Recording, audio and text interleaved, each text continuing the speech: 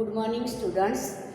અગાઉના વિડીયોમાં આપણે વાક્યના પ્રકારમાં સાદું વાક્ય અને સંયુક્ત વાક્ય એ બે પ્રકાર ઉદાહરણ સહિત સમજ્યા હતા. આજના વિડીયોમાં ત્રીજો પ્રકાર છે, એનો સંકુલ વાક્ય વિશે અભ્યાસ કરીશું. અગાઉના વિડીયોમાં આપણે સંયુક્ત વાક્ય જોયું હતું. એની અંદર ક્યારેક એવું પણ બનતું હોય છે કે કેટલીક વખત બે કરતાં એક જ ક્રિયા કરતા હોય અથવા તો એક કરતાં બે ક્રિયા કરતા હોય, ત્યારે સંયુક્ત વાક્યમાં એનો ઉલ્લેખ બે વાર કરવામાં ન આવ્યો હોય તો પણ એ સંયુક્ત વાક્ય જ હોય છે. કેટલીક વખત એક કરતાં બે કાર્ય કરતો હોય અથવા તો એક જ કરતાં બે કાર્ય કરતો એટલે કે બે ક્રિયા કરતો હોય, અથવા એક કરતાં બે ક્રિયા કરતા હોય અથવા બે કરતાં બે એક જ ક્રિયા કરતા હોય, બે કરતાં એક જ ક્રિયા કરતા હોય કાં તો એક કરતાં બે ક્રિયા કરતો હોય તો પણ એ સંયુક્ત વાક્ય છે. પણ જ્યારે તમારે વાક્યની અંદર એવા વાક્યોને છૂટા પાડવાના આવે, મેં હમણાં કહ્યું કે સંયુક્ત વાક્યમાંથી સાદું વાક્ય જ્યારે બનાવવાનું થાય ત્યારે જો એક જ કરતા હોય અને બે ક્રિયાઓ કરતો હોય તો જ્યારે સાદા વાક્ય સ્વરૂપે તમે પરિવર્તિત કરો છો ત્યારે ફરીથી એ કર્તાને ઉમેરવો પડે, એટલે કે લખવો પડે. જ્યારે સંયુક્ત વાક્ય હોય ત્યારે એમાં કર્તા એક જ વાર એનો ઉલ્લેખ થયો હોય, પણ બીજી વખત જ્યારે સાદા વાક્યમાં એને પરિવર્તિત કરો છો ત્યારે એને ફરીથી લખવો પડે. દાખલા તરીકે અહીંયા આપણે ઉદાહરણ લઈએ કે રામ અને સીતા વનમાં ગયા. રામ અને સીતા વનમાં ગયા. આ કયું વાક્ય છે? સંયુક્ત વાક્ય છે, બરાબર. રામ અને સીતા વનમાં ગયા, આ સંયુક્ત વાક્ય છે. પણ આ વાક્યની અંદર તમે બે કર્તા આપેલા છે, રામ અને સીતા, બંનેની ક્રિયા શું છે? એક જ છે. જ્યારે તમે આને સાદા વાક્ય સ્વરૂપે પરિવર્તિત કરો છો ત્યારે તમારે પહેલું વાક્ય બને રામ વનમાં ગયા અને બીજું વાક્ય બને સીતા વનમાં ગયા. ખ્યાલ આવી ગયો કે જ્યારે કર્તા બે હોય, ક્રિયા એક જ હોય, ત્યારે સંયુક્ત વાક્ય હોય. સંયુક્ત વાક્યમાંથી એને સાદા વાક્યમાં પરિવર્તિત કરતી વખતે બંને કર્તાને ફરીથી આપણે જુદી રીતે જુદા વાક્યમાં અલગ રીતે લખવું.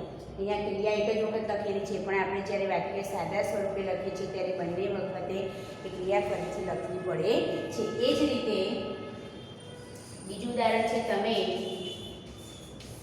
ટીવી જુઓ છો અને ભણો છો. તમે ટીવી જુઓ છો અને ભણો છો, બરાબર. અહીંયા કરતા એક જ છે, ક્રિયાઓ શું છે? બે છે. પહેલામાં શું હતું? ક્રિયા એક જ હતી, કરતા બે હતા. તો અહીંયા આપણે જ્યારે કરતા એક જ છે અને ક્રિયાઓ બે છે, તો સાદા વાક્યમાં જ્યારે આપણે એને પરિવર્તિત કરીએ ત્યારે તમે ટીવી જુઓ છો. આમ તમને એવું શીખવાડ્યું હોય કે સંયોજક કાઢીને બાકીનું જે પાછળનું વાક્ય હોય એ વાક્યને તમારે ફરીથી લખી દેવાનું. એવું જ્યારે છૂટું પાડવાનું શીખવાડ્યું હોય, સાદા વાક્યમાં ફેરવાનું, ત્યારે તમે શું કરશો? ખાલી ભણો છો એટલું જ લખી દેશો. અહીંયા કર્તાનો ફરીથી ઉલ્લેખ કરશો નહીં, તો એ વાક્ય શું પડે? ત્યાં ખોટું પડે. માટે એક જ કર્તા હોય ને બે ક્રિયા હોય તો સાદા વાક્યમાં પરિવર્તિત કરતી વખતે ફરીથી એ કર્તાને ઉમેરવો પડે. એટલે અહીંયા તમારે લખવું પડે તમે ભણો છો. તમે ભણો છો. ખ્યાલ આવી ગયો? એક જ ક્રિયા હોય અને કર્તા બે હોય. સાદા વાક્યમાં પરિવર્તિત કરતી વખતે જ્યારે સંયોજક પછીનું બીજું વાક્ય આપણે લખીએ છીએ ત્યારે તમારે પહેલા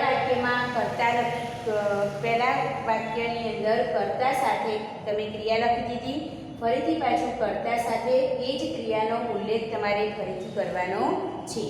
એ જ રીતે કર્તા એક જ છે અને ક્રિયાઓ બે છે. તો જ્યારે સાદું વાક્ય બનાવો છો ત્યારે સંયોજક પછીનું જે વાક્ય છે એ વાક્યમાં તમારે ફરીથી કરતા ઉમેરીને એ વાક્ય લખવાનું છે. ત્યાં ખાસ યાદ રાખવાનું, કારણ કે પરીક્ષામાં તમારે એવા જ પ્રશ્નો આવે છે કે સાદા વાક્યમાંથી સંયુક્ત વાક્યમાં ફેરવો, સંયુક્ત વાક્યમાંથી સાદા વાક્યમાં પરિવર્તિત કરો, અથવા તો સાદા વાક્યમાંથી મિશ્ર વાક્યમાં પરિવર્તિત કરો. એટલે આ બાબતને તમારે ખાસ ધ્યાન રાખવાની. ફક્ત એટલું જ મગજમાં નહીં રાખવાનું કે સંયોજક પછીનું જે વાક્ય છે એ પછી લખવું, બીજા ક્રમે, સંયોજક પહેલાંનું જે વાક્ય છે એ પહેલા ક્રમે લખી દેવું, એવું નહીં મનમાં રાખવાનું. કરતા એક છે, ક્રિયાઓ બે છે, એ બધું આપણે ખાસ ધ્યાન રાખીને સાદા વાક્યમાં ફેરવવાનું રહેશે. કેમ કે ઘણી વખત ઉતાવળમાં તમે આવી ભૂલ કરતા હો અને સાવ સહેલામાં સહેલો પ્રશ્ન, સારામાં સારા માર્ક્સ એમાં તમે મેળવી શકો એવો જે પ્રશ્ન કોઈ હોય ગ્રામરની અંદર, તો સાદા વાક્યમાંથી સંયુક્ત વાક્યમાં અને સંયુક્ત વાક્યમાંથી સાદા વાક્યમાં પરિવર્તિત કરો. એ પ્રશ્ન તમારો ગ્રામરની અંદર સહેલામાં સહેલો છે, જેમાં કશું તૈયાર કરવાનું હોતું નથી, માત્ર સમજવાનું હોય છે. અને આવી ઉતાવળ કરવાથી કદાચ તમે એના માર્ક્સ ગુમાવી દેશો. બરાબર? એટલે આવા રોકડા માર્ક તો આપણાથી છૂટી ન જાય એ માટે ખાસ કાળજી લેવી. હવે આપણે ત્રીજો પ્રકાર જોઈશું, સંકુલ વાક્ય. સાદું વાક્ય જોયું જેની અંદર એક જ ઉદ્દેશ્ય અને એક જ વિધેય. સંયુક્ત વાક્ય જોયું એની અંદર બંને વાક્યો કેવા હોય? સ્વતંત્ર, એટલે કે મુખ્ય હોય, એકબીજાથી સ્વતંત્ર અર્થ ધરાવતા હોય અને છતાં સંયોજક દ્વારા જોડાયેલા હોય, એને આપણે સંયુક્ત વાક્ય કહીએ. હવે સંકુલ વાક્યમાં શું છે કે આમાં પણ સંયોજક દ્વારા જ વાક્ય આપણે જોડવાનું છે, પણ એક વાક્ય જે છે એ મુખ્ય હોય અને બીજા અન્ય જે વાક્યો છે એ ગૌણ હોય, એટલે કે એક વાક્યને આધારિત હોય એવું, એટલે સંકુલ વાક્ય, જેમાં એક મુખ્ય વાક્ય અને એકથી વધુ ગૌણ વાક્યો હોય છે. અને મુખ્ય વાક્યનો અર્થ સ્પષ્ટ કરવા માટે ગૌણ વાક્યોની મદદની જરૂર પડે છે. દાખલા તરીકે આપણે જોઈએ, જો તમે જપ કરીને બેસી રહેશો તો, જો તમે જપ કરીને બેસી રહેશો તો, ભૂરીને ભૂખી મારી નાખશું, ભૂખે મારી નાખશું. બીજું વાક્ય,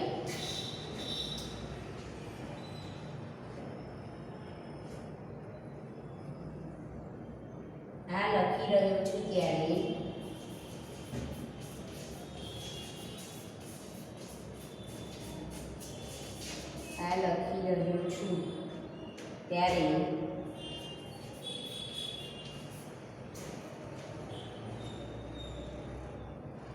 સ્મૃતિમાં ચિત્રો ઉપસી આવે છે. સ્મૃતિમાં ચિત્રો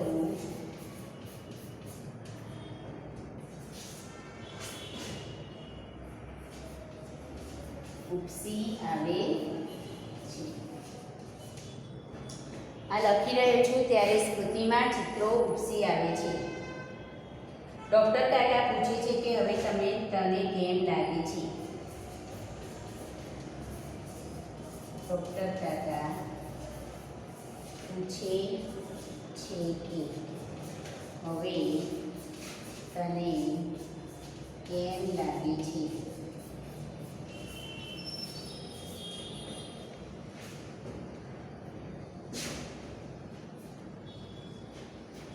જેમની પહોંચ નહોતી, જેમની પહોંચ નહોતી, તેમણે તો જેમની પહોંચ નહોતી તેમણે તો ઘણા વહેલા દોર કાઢી નાખેલા. હવે આપણે આ 3-4 વાક્યોને સમજીએ કે સંકુલ વાક્યની અંદર પણ સંયુક્ત વાક્યની જેમ જ સંયોજક તો હોય જ, પરંતુ બંને વાક્યોમાં એક વાક્ય જે મુખ્ય છે એ બીજા વાક્ય પર આધારિત હોય, એટલે કે ગૌણ હોય. એકથી વધુ વાક્યો પણ હોઈ શકે, એવું નથી કે એક જ વાક્ય હોય, એકથી વધુ વાક્યો પણ હોઈ શકે. એક વાક્ય ગૌણ હોય, એક વાક્ય મુખ્ય હોય અને બાકીના વાક્યો એક વાક્ય મુખ્ય હોય અને બાકીના વાક્યો ગૌણ હોય. અહીંયા જો તમે જગ કરીને બેસી રહેશો તો ભૂરીને ભૂખે મારી નાખશો. ભૂરી સૂરજ ડોશીની જે ભેંસ છે એનું નામ છે.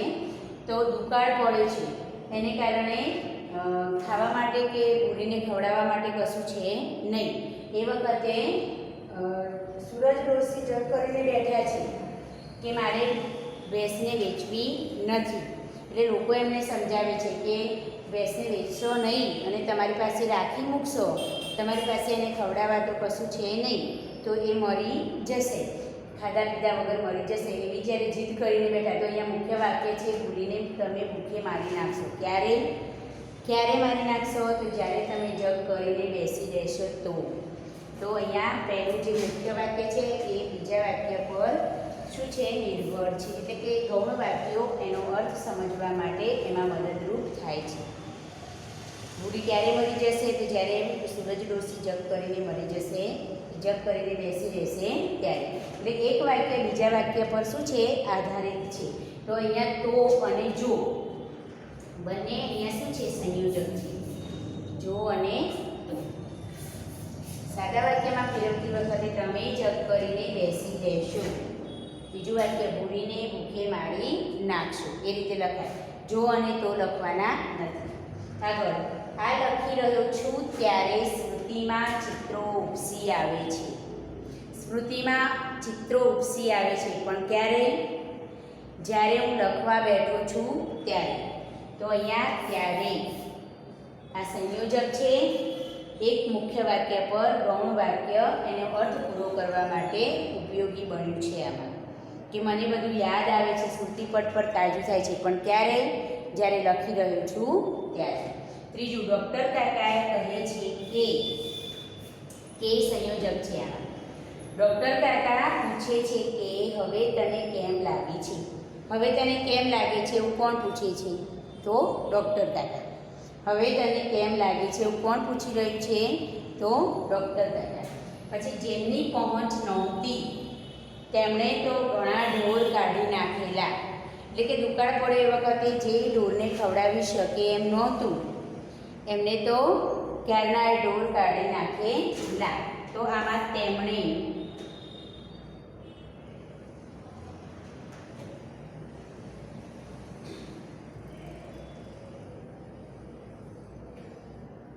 અને જેમની.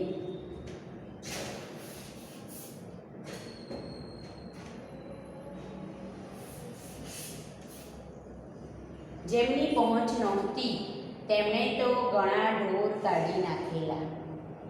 હવે જેમને એટલે કે જેની પહોંચ નહોતી, જે ખવડાવી શકે એમ નહોતા, તેમને તો ઢોર. અહીંયા બંને વાક્યો એક કોને ઢોર કાઢી નાખેલા? કે જેમની પહોંચ નહોતી તેમને. તો અહીંયા સંયુક્ત વાક્યમાં એક વાક્ય બીજા વાક્ય પર નિર્ભર હોય. આજે તમે સ્કૂલે મોડા આવ્યા કારણ કે વરસાદ પડ્યો હતો. આજે તમે સ્કૂલેથી વહેલા ઘેર પહોંચી શક્યા નહીં કેમ કે રસ્તામાં ટ્રાફિક વધારે હતો.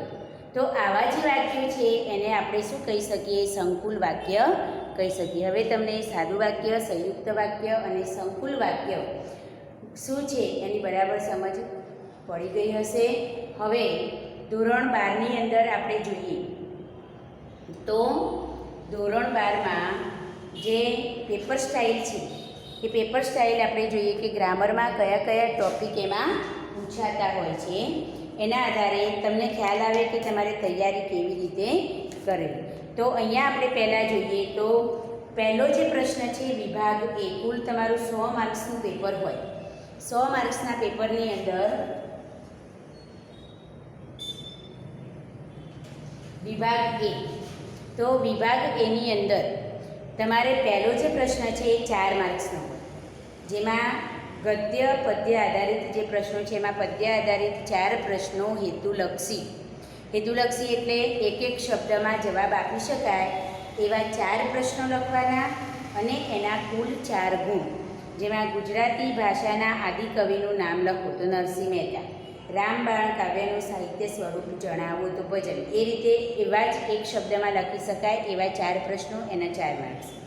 આગળ પ્રશ્ન છે, નીચેના પ્રશ્નોના એક વાક્યમાં ઉત્તર લખો, એના પણ 4 માર્ક્સ.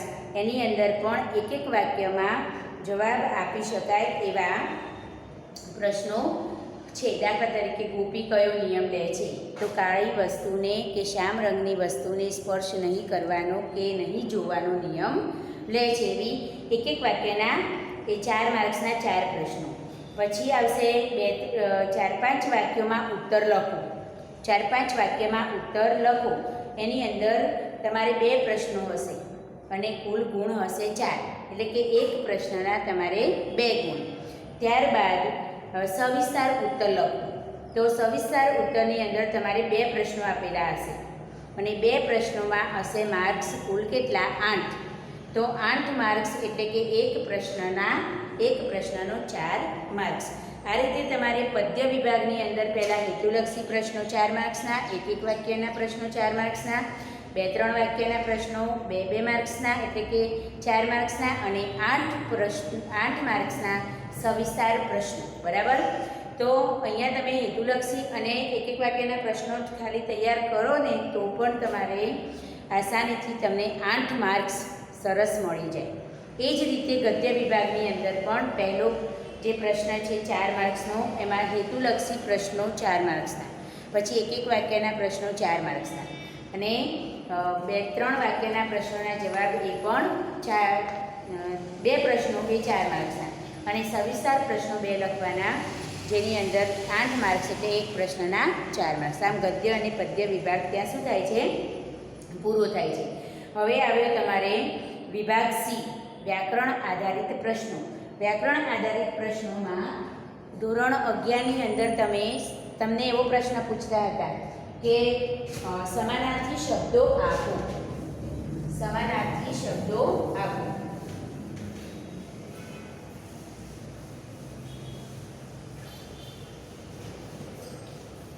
જ્યારે અહીંયા તમારે સમાનાર્થી શબ્દો આપવાના નથી, પણ સમાનાર્થી શબ્દોની જોડ બનાવવાની છે. તમને 3 વિભાગમાં જોડ આપી હશે. આપણે જોઈએ કેવી રીતે આપી હશે.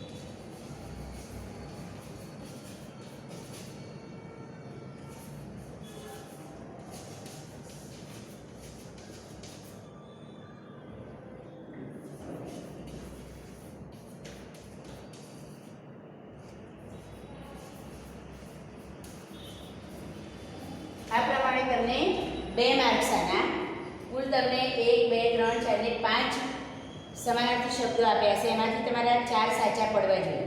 પણ સ્વાભાવિક છે કે એક પ્રશ્ન ખોટો પડે, આમાંથી એક જોડ ખોટી પડે તો બીજી ઓટોમેટિક ખોટી થઈ જવાની છે. એટલે એ ખાસ ધ્યાન રાખવાનું. અહીંયા આ જે પ્રશ્ન છે તો તમારે ક્રમબદ્ધ રીતે એનો જે ક્રમ આપ્યો એ પ્રમાણે તમારે લખવાનું છે. તમારે જવાબમાં 25, 26, 27, 28 અને 29 આ રીતે તમારે આ તો ક્રમમાં આટલો વિભાગ તો લખી જ દેવાનો. હવે તમારે શું કરવાનું છે આન્સર લખતી વખતે કે આ જે વિભાગ આપ્યો છે એમાંથી પહેલામાં જે બંધ બેસતું હોય એ લખવું અને આ વિભાગમાંથી આને જે બંધ બેસતું હોય એ લખવું. તો અહીંયા 52 છે. તો 52 એટલે અહીંયા હું એનો જવાબ લખું તો 52 પવિત્ર અને શુદ્ધ.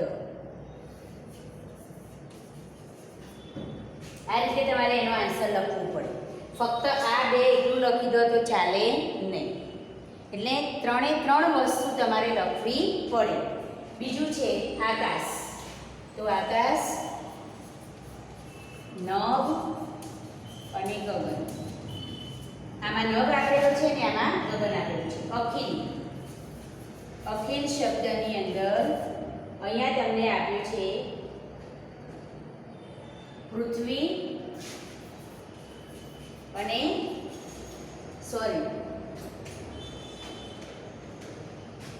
સમસ્ત. અગ્નિમાં સમસ્ત અને તમામ. ચોથો શબ્દ આવે છે વસુધા. તો એમાં આવશે પૃથ્વી અને ધરતી. પાંચમો શબ્દ આવે છે લવણ. અહીંયાથી લઈશું મીઠું અને અહીંયાથી લઈશું સબરસ. સબરસ. આ રીતે તમારે પ્રશ્નપત્રમાં જવાબ લખવાના થાય. અહીંયા આવી રીતે પ્રશ્ન આપેલો હશે. આન્સર લખતી વખતે પહેલો, બીજો ને ત્રીજો વિભાગ તમારે જેવો છે એવો ને એવો જ પહેલો લખી દેવાનો. પછી આપણી બાકીના 2 વિભાગમાંથી યોગ્ય શબ્દો જે આવતા હોય એ જ ક્રમમાં અહીંયાથી અહીંયા કરવાના નથી, પણ એ જ લીટીમાં, એ જ પેરમાં ઉપર નીચે કરવાના છે. અહીંયા આમાં પણ અહીંયા જ ઉપર નીચે કરવાના, પણ આમાંથી આમાં ને આમાંથી આમાં કરવાના નથી. એ ખાસ ધ્યાન રાખવાનું, બરાબર? એટલે આ રીતનો તમારો 2 માર્ક્સનો પ્રશ્ન હશે. ત્યાર પછી બીજો પ્રશ્ન હશે, નીચે આપેલા વાક્યોમાંના રેખાંકિત શબ્દોને સ્થાને વિરોધી શબ્દ લખી વાક્યનો અર્થ બદલાય નહીં તે રીતે ફરીથી લખો. વાક્યનો અર્થ બદલાય નહીં એ રીતે ફરીથી લખવાનું છે. આમ અત્યાર સુધી શું કરતા હતા તમે? વિરોધી શબ્દ લખી દેતા હતા કે દાખલા તરીકે પવિત્ર શબ્દ છે તો સામે તમે શું લખી દો? અપવિત્ર. પણ હવે એવું નથી કરવાનું. રેખાંકિત શબ્દોના સ્થાને વિરુદ્ધાર્થી શબ્દ મૂકવાનો પ્લસ વાક્યનો અર્થ બદલાય નહીં એ રીતે તમારે વિરોધી વાક્ય લખવાનું છે. દાખલા તરીકે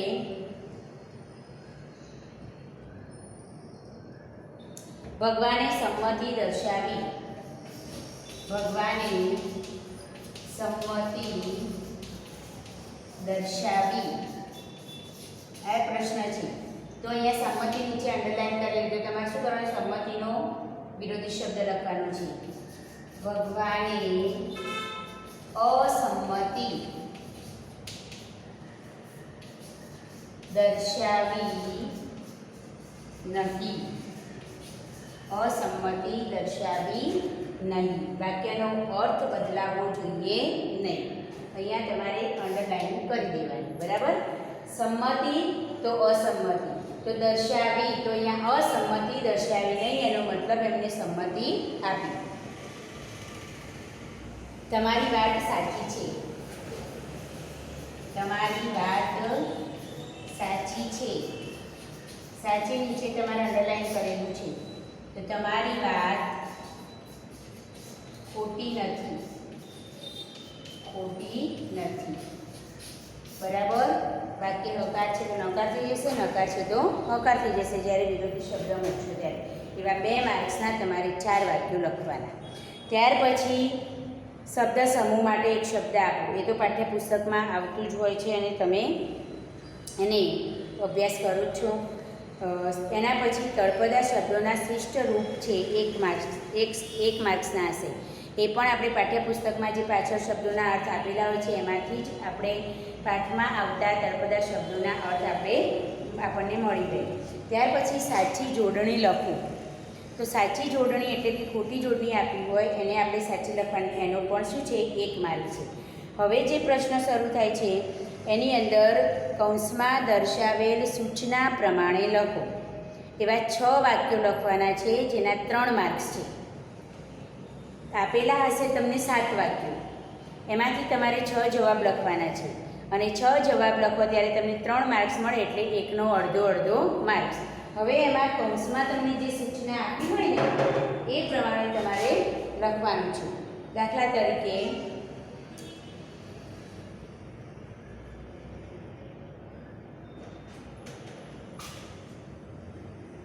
અહીંયા પ્રશ્ન છે, મેં તો કાચના કમાડ કર્યા. મેં તો કાચના કમાડ કર્યા. તો વિશેષણ શોધો. કાચના કમાડ કર્યા. વિશેષણ શોધો. આવો પ્રશ્ન હશે. તો અહીંયા તમારે શું શોધવાનું છે? વિશેષણ, કે વાક્યમાં વિશેષણ શું છે. બરાબર. બીજો પ્રશ્ન એવો હશે કે ખાલી જગ્યા માર્ગ આપતા ત્રણેય ઘોડા એક હરોળમાં ચાલી શકતા. ખાલી જગ્યા માર્ગ આવતા ત્રણેય ઘોડા એક હરોળમાં ચાલી શકતા. તો અહીંયા વિશેષણ મૂકવાનું છે તમારે. એ તમે જાતે મૂકી શકશો નહીં. એ તમારે પાઠ આધારે મૂકવું પડશે. આમાં તો તમે વિશેષણ શોધી દો કે કમાડ છે તો કેવા કાચના. બરાબર. પણ પહેલાંમાં વિશેષણ મૂકવાનું છે, પાઠ આધારે મૂકવું પડશે. અહીંયા જે તમને ખાલી જગ્યામાં વિશેષણ મૂકો એવો પ્રશ્ન આપ્યો છે, એમાં હું વિશેષણ મૂકું કે સાંકડો માર્ગ આવતા. સાંકડો માર્ગ, માર્ગ કેવો છે? સાંકડો. તો સાંકડો માર્ગ આવતા ત્રણેય ઘોડા એક જ હરોળમાં ચાલતા હતા. પછીનો પ્રશ્ન જે છે એની અંદર આપણે એ તો વાહલી અધમ ઉદરનો સ્વાર્થ કે સ્નેહ ગર્વ એવું વાક્ય આપેલું છે. અને એમાં નિપાત શોધો. આપણે અગાઉના વિડીયોમાં નિપાત એટલે શું એ ભણી ગયા છીએ. તો વાક્યની અંદરથી તમારે નિપાત શોધવાનું છે. એટલે નિપાત શોધો એવું વાક્ય હશે. પછી પરમેશ્વર અહીં ખાલી જગ્યા છે. તો એની અંદર તમારે ખાલી જગ્યા જે આપી છે એમાં નિપાત મૂકવાનું છે. સમજો, પહેલાં નિપાત વાક્યમાંથી શોધવાનો હતો, હવે નિપાત શું કરવાનું છે? મૂકવાનું છે. તો પરમેશ્વર અહીં જ છે, તો જ નિપાત એમાં આવે. ખાલી જગ્યામાં તમારે જ મૂકવાનું થાય. ત્યાર પછી આગળનો જે પ્રશ્ન છે એમાં કૃદંત શોધીને લખો. આપણે કૃદંત વિશે પણ ભણી ગયા. તો કૃદંતના પ્રકાર કયા કયા, કૃદંત કેવી રીતે ઓળખવા, એના પ્રત્યય કયા કયા, એ પણ મેં તમને સમજાવ્યું હતું અગાઉના વિડીયોમાં. એટલે કૃદંત વિશે પણ આપણે અભ્યાસ કર્યો. એટલે આમાંથી આપણે કૃદંત શોધવાનું છે કે યુવાન વકીલ અક્કલ વગરની શરતનું પાલન કરવા તૈયાર થયો. તો કરવા, કૃદંત શોધીને લખો. તો કરવા એટલું જ લખવાનું. એનો પ્રકાર આપણને કન્ફર્મ આપણને આવડે છે છતાં માગ્યો નથી તો આપણે નહીં લખવાનું. કેમ કે નહીંને કદાચ આપણી કોઈ ગેરસમજ થાય ને ભૂલ પડે તો. એટલે જેટલું માગ્યું છે એટલું જ લખવાનું. તો કૃદંત શોધો. તો ખાલી કૃદંતવાળું જે પદ છે એ લખી દેવાનું. કરવા કૃદંત. બરાબર. આ રીતે તમારે આન્સર લખી દેવાનું. ત્યાર પછી આગળનો પ્રશ્ન છે એમાં અહીં મળેલા માણસો કરતાં હું વધારે પૈસાદાર હતો. તો વાક્યમાં આપેલ કૃદંતનો પ્રકાર, એટલે એમાં કૃદંત શોધવાનું પણ છે અને કૃદંતનો પ્રકાર પણ લખવાનો છે. તો મળવું, તો મળવું એ ક્રિયા છે. મળેલા તો શું આવશે? ભૂતકાળ, ભવિષ્યકાળ. સોરી, ભૂતકાળમાં નાર પ્રત્યય આવશે અને ભવિષ્યકાળ. તો આપણે મળેલા અને પછી શું લખવાનું છે? એનો પ્રકાર બી લખવાનું છે. પછી ત્યાર પછી આવશે કે એક ટેટામાંનો એક દાણો ખાલી જગ્યા ભાગો, કૃદંત મૂકો. તો આની અંદર પાઠના આધારે તમારે કૃદંત મૂકવાનું છે. એટલે આ જે 7 પ્રશ્નો તમને 3 માર્ક્સના આપે એની અંદર 3 વસ્તુ તમારે આવે: કૃદંત, નિપાત અને વિશેષણ. કૃદંત, નિપાત અને વિશેષણ. એમાં વિશેષણ શોધો અને મૂકો. પછી કૃદંત શોધો, મૂકો અને પ્રકાર ઓળખાવો. નિપાત શોધો અને મૂકો. આમ કરીને તમારે કુલ 7 પ્રશ્નો 3 માર્ક્સના આવે. ત્યાર પછી રૂઢિપ્રયોગ આવશે. તો રૂઢિપ્રયોગની અંદર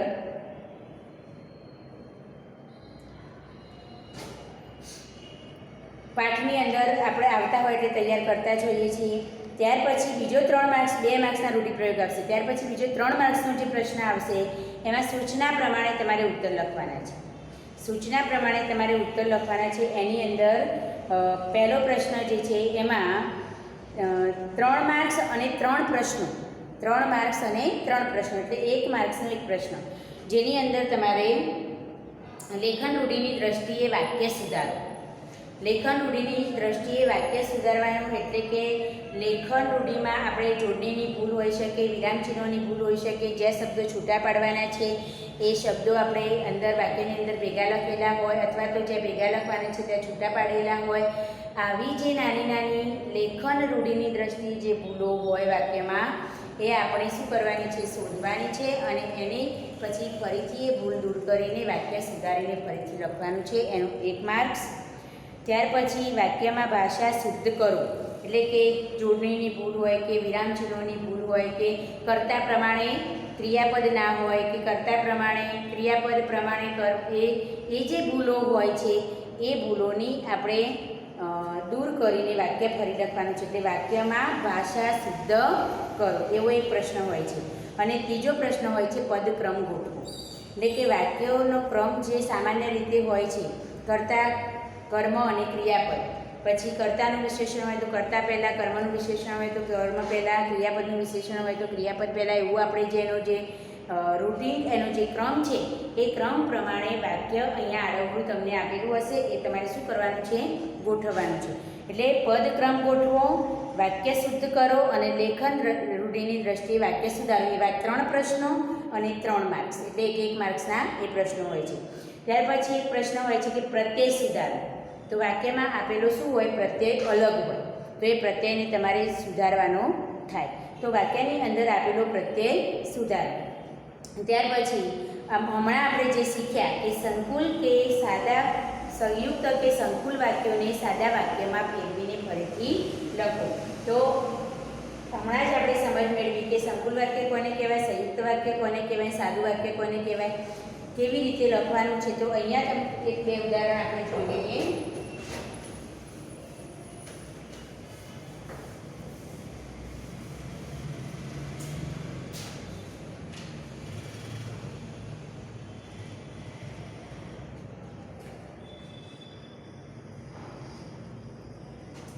સંયુક્ત કે સંકુલ વાક્યને સાદા વાક્યમાં ફેરવવાનું છે. તો અગ્નિની સાક્ષીએ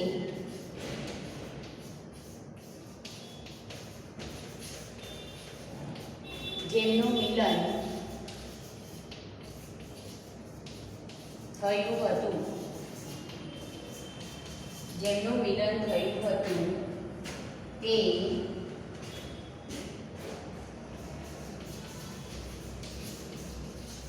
અગ્નિની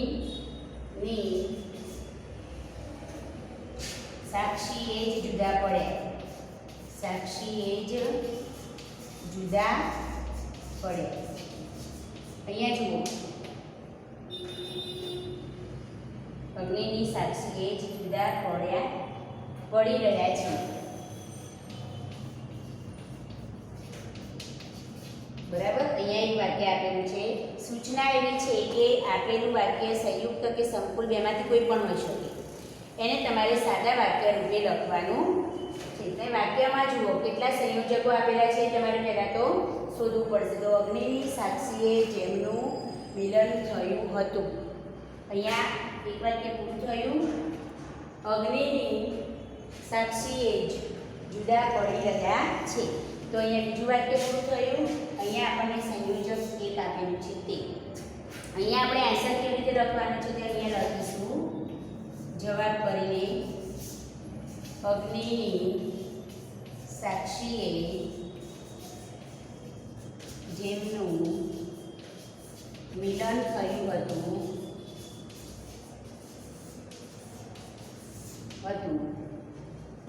મિલન થયું હતું. બીજું વાક્ય બીજી લીટીમાં લખવાનું છે, અગ્નિની સાક્ષીએ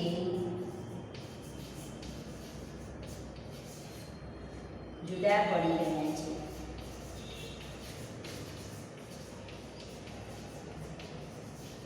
અહીંયા આપણે વાક્ય સાદું છે, સંયુક્ત છે કે સંકુલ એવો કોઈ ઉલ્લેખ કરવાનો નથી.